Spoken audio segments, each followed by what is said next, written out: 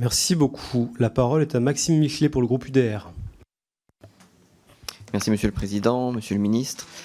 Au nom du groupe de l'Union des droites pour la République, je tiens d'abord à souligner la satisfaction que nous avons de voir la question migratoire à l'ordre du jour d'un Conseil européen au regard de l'importance de cette question pour notre continent. L'agence Frontex a en effet signalé pas moins de 380 000 entrées irrégulières en 2023, soit 17% de plus qu'en 2022, un record depuis la crise migratoire de 2016. Rappelons aussi que la France est l'un des pays les plus concernés de l'Union par cette question, avec pas moins de 800 000 clandestins présents sur notre territoire national, selon le précédent ministre de l'Intérieur.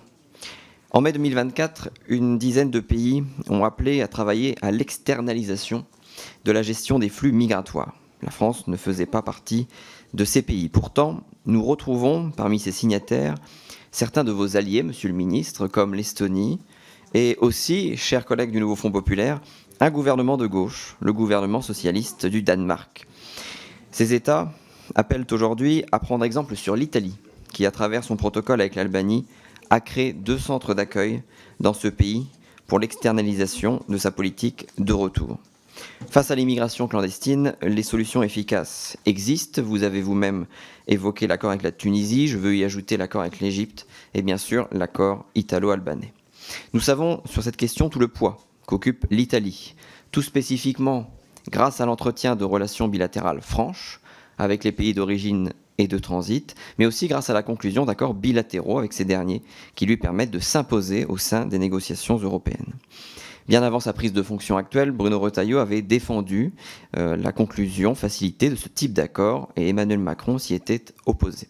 Alors entre le ministre de l'Intérieur et le président de la République, qui devons-nous donc écouter pour entendre la voix de la France en Europe ? Nous nous inquiétions aujourd'hui d'une cacophonie qui pourrait affaiblir notre capacité de peser en Europe, alors qu'à notre grande surprise, Madame von der Leyen elle-même a reconnu la nécessité d'agir urgemment en proposant une révision de la directive retour, vous l'avez vous-même dit.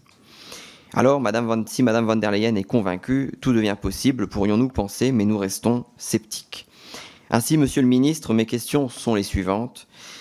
Le gouvernement peut-il nous garantir une unité de position vis-à-vis des questions migratoires en Europe, une unité de vue indispensable à toute diplomatie forte ?